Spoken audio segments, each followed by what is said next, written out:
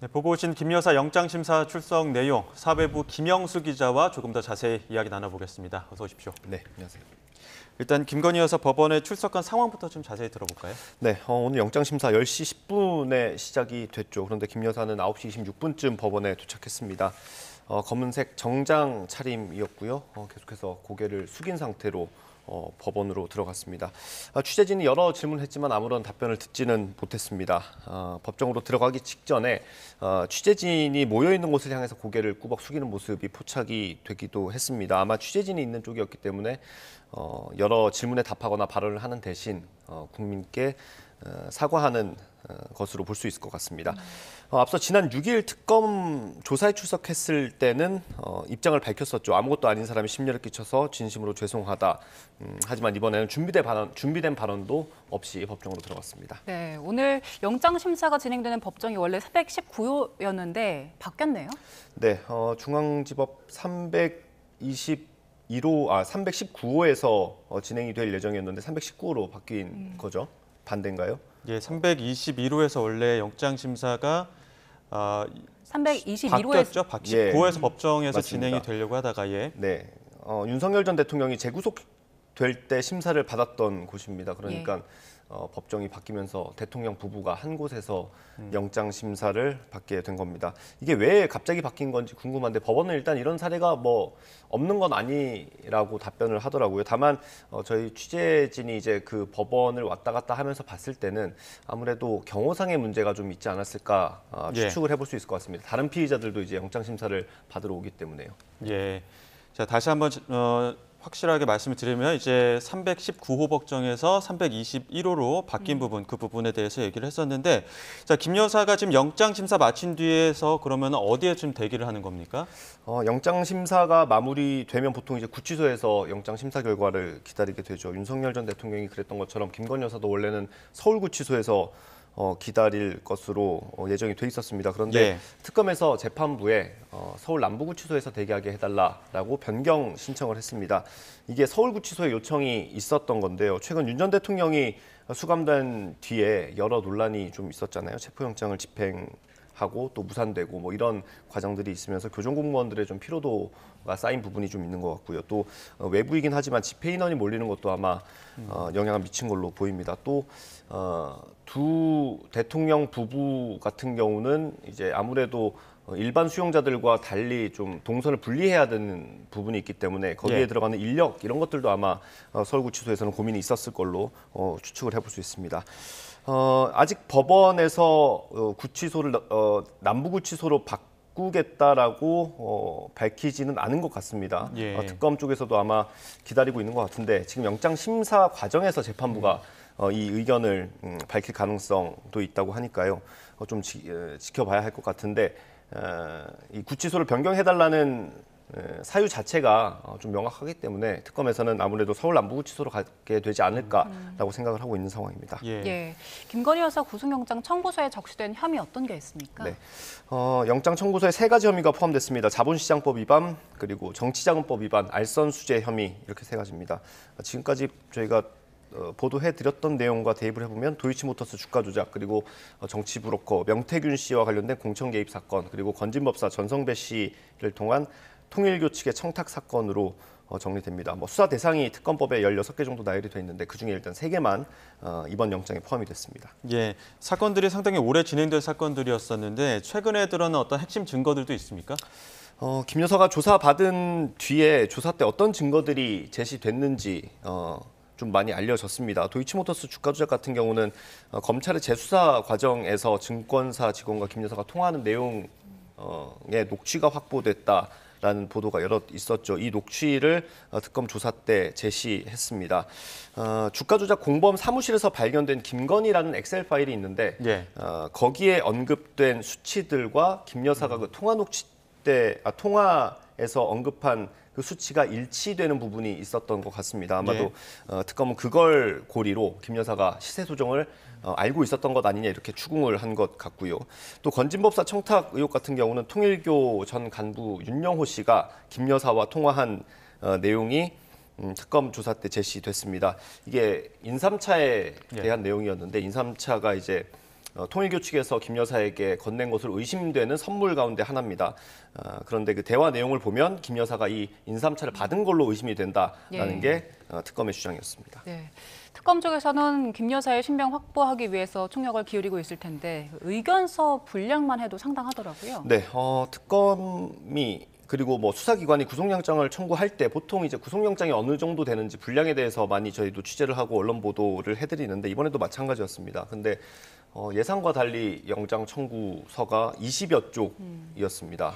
좀 많이 적다라는 생각을 했습니다. 뭐 김 여사에 대한 혐의 하나하나가 다 간단한 게 아니었기 때문에 20여 쪽은 좀 적은 거 아니냐라는 평가가 많았습니다. 그런데 특검이 두 차례에 걸쳐서 848쪽의 의견서를 제출했습니다.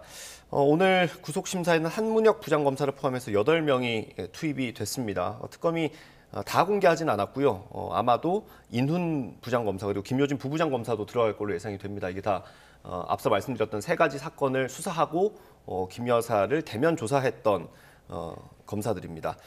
구속영장에 포함된 내용들을 아마 이 사람들이 계속해서 수사를 해왔기 때문에 구속영장 심사 과정에서도 그런 것들을 좀 의견을 잘 피력할 수 있을 거다라는 특검의 판단이 있었을 걸로 보입니다. 예, 말씀하신 것처럼 의견서는 한 번 내고 또 한 차례 더 내면서 800여 쪽 이상으로 내지 않았습니까? 네. 어떤 내용들이 좀 담겨 있을까요? 법원이 구속영장 발부 여부를 판단할 때 보통 이제 혐의가 인정이 되는지 또 그 범죄가 좀 큰지 작은지 이런 것들을 판단하게 되고요. 여기에 더해서 도주나 증거 인멸 우려가 있는지 검토합니다. 때문에 특검이나 김건희 여사 같은 경우 일단 그 범죄 혐의가 있는지 없는지 이 부분에 대한 공방은 뭐 있을 수밖에 없죠. 범죄가 특검 같은 경우는 혐의가 소명이 됐다라고 주장할 거고 김 여사는 부인을 하게 될 거고요. 이걸 제외하면 도주 우려 또는 증거 인멸 우려를 놓고 좀 공방이 있을 걸로 예상이 됩니다. 예. 전 영부인이기 때문에 사실 도주 우려를 주장하기는 쉽지는 않을 것 같고요.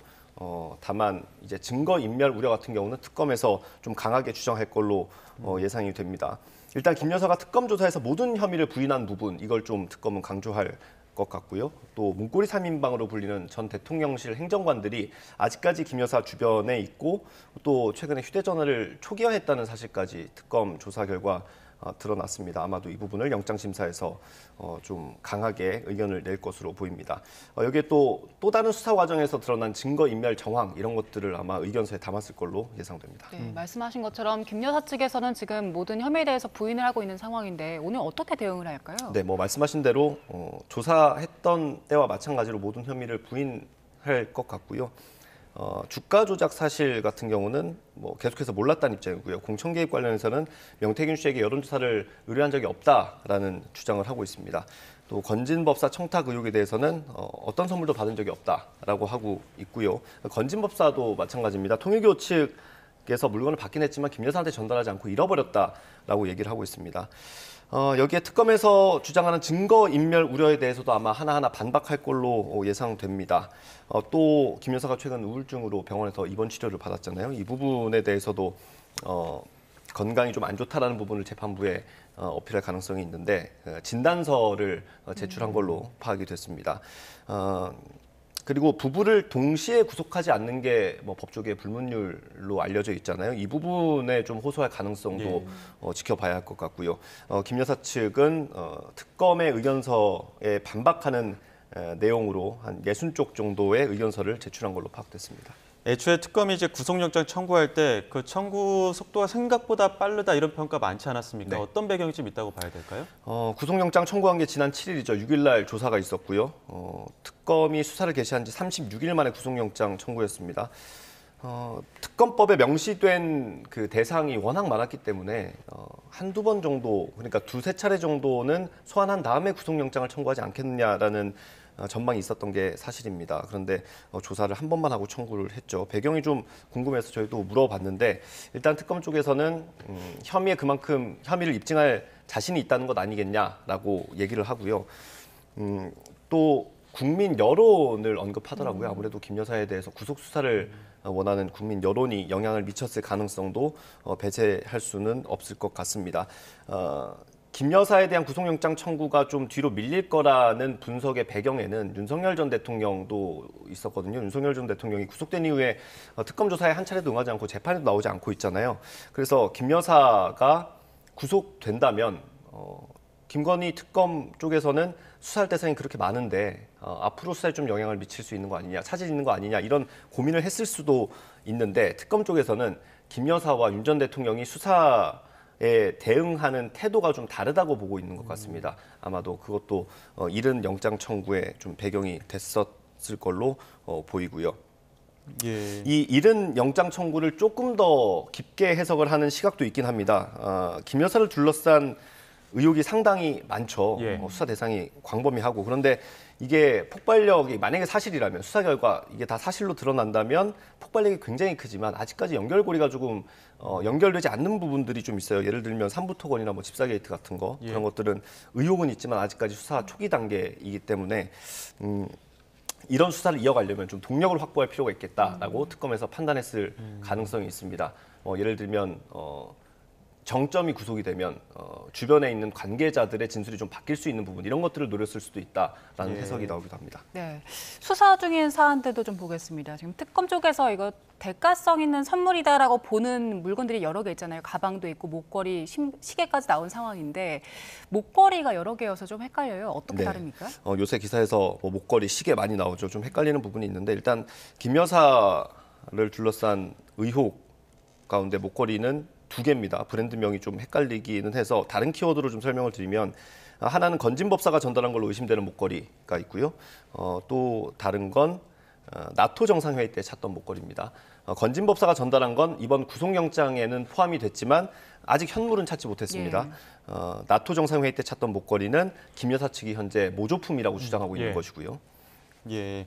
지금 특검이 특히나 그 나토 순방 때 착용한 목걸이 이 부분에 지금 집중을 하고 있는 것 같아요. 그 이유는 뭡니까? 목걸이가 발견된 곳이 일단 좀 궁금하고 뭔가 의심을 사게 하는 곳입니다. 김 여사 오빠 김진우 씨의 장모집입니다. 김 여사로 치면 사돈집에서 발견이 된 건데 김 여사는 이 목걸이에 대해서 뭐 해명이 조금씩 바뀌긴 했는데 가장 최근 걸 보면 15년 전 홍콩에서 모조품을 샀고 어머니한테 선물을 했다. 그리고 정상회의 때는 어머니한테 빌렸다라고 설명을 했습니다. 하지만 이게 특검은 진품은 다른 곳에 있고 이 모조품을 바꿔치기 했을 수 있다라고 의심을 하고 있습니다. 증거인멸 우려를 강조할 것 같다고 제가 말씀을 드렸잖아요. 아마 이 800쪽이 넘는 의견서에 이 내용까지 담았을 수 있습니다. 실제로 특검이 김 여사를 소환 조사하는 과정에서 이 부분을 좀 집중적으로 물어봤던 것 같습니다. 5시간 한 20분 정도 실제 조사 시간이었잖아요. 근데 한 2시간 정도를 이것 관련해서 물어봤다고 예. 하더라고요. 아마도 이 부분에 대해서 특검이 좀 집중을 하고 있는 것 같고 어제 서희건설에 대한 압수수색이 있었는데 이게 바로 이 목걸이와 관련돼 있습니다. 서희건설 관계자가 이 목걸이를 산 걸로 확인이 됐고요. 이게 워낙 고가 목걸이고 뭐 우리나라에서 많이 팔리지 않는 거기 때문에 구매자를 특정하는 데 좀 어렵진 않았던 것 같습니다. 특검은 이 목걸이도 대가성이 있다고 의심을 하고 있는데 서희건설 이봉관 회장의 사위가 검사입니다. 근데 윤석열 정부가 출범한 이후에 국무총리 비서실장으로 임명이 됐어요. 아마 이 2가지를 지금 특검은 연결해서 보고 있는 것 같습니다. 네, 김 여사 오빠의 장모집을 압수수색하면서 나왔던 것 중에 하나가 고가의 시계인데 이거 산 사람이 특정됐더라고요. 네, 이 목걸이가 발견된 곳이 이제 김 여사로 치면은 그 사돈집이라고 말씀드렸잖아요. 근데 발견된 장소도 그렇지만 이게 가방 잠겨져 있는 가방 안에 있었던 거예요. 그걸 가방을 열었더니 목걸이 그리고 시계, 뭐 현금 이런 것들이 나왔다는 겁니다. 시계는 있었던 건 아니고 시계 상자가 발견이 됐습니다. 이것도 고가라고 하고요. 근데 이 시계를 산 사람까지 특정이 됐습니다. 서모 씨라는 인물인데 윤석열 전 대통령의 고액 후원자였습니다. 그리고 정부 출범 이후 경호 로봇계 계약을 해서 좀 논란이 됐었어요. 왜냐하면 고액 후원자가 사업을 따냈기 때문에 그에 대한 좀 의혹이 있었던 것인데 이 사람이 그 시계를 산 걸로 파악이 됐습니다. 저희가 어젯밤에 수소문해서 이분과 통화를 했는데 이분이 특검 조사를 본인도 받았기 때문에 아마 취재진에게 모든 걸 다 털어놓기는 어려웠을 겁니다. 근데 하나 확인을 해준 건 김 여사의 부탁을 받고 시계를 산 건 맞다. 그리고 직접 전달까지 했다라고 했는데 다만 뭐라고 부탁한 건지 누구 돈으로 샀는지까지는 밝히지 않았습니다. 이 부분은 뭐 수사기관에서 자신이 얘기한 게 있기 때문에 수사 내용을 좀 발설하는 게 좀 위험하다라고 판단한 것 같습니다. 예, 오늘 여러 가지로 좀 들여다볼 부분들이 있을 텐데 영장 심사 결과는 언제쯤 나올까요? 저희가 뭐 기사로도 계속 전해드리고 있는데 이르면 오늘 밤 늦으면 내일 새벽쯤 나올 걸로 일단 예상은 됩니다. 윤석열 전 대통령 사례를 보면 윤 전 대통령은 오후에 영장 심사가 있었습니다. 예. 오후 2시 15분에 시작을 해서 밤 9시까지 진행이 됐습니다. 중간에 1시간 정도 휴정도 있었고요. 새벽 2시쯤 영장이 발부됐습니다. 그러니까 영장 심사 시작과 발부까지 재판부가 판단하는 데까지 한 12시간 정도 소요됐다라고 보면 되겠습니다. 예, 저희가 현장에서 또 추가적으로 새로운 소식이 들어오면 또 속보를 통해서 전해드리도록 하겠습니다. 지금까지 사회부 김영수 기자와 이야기 나눴습니다. 고맙습니다. 네. 고맙습니다.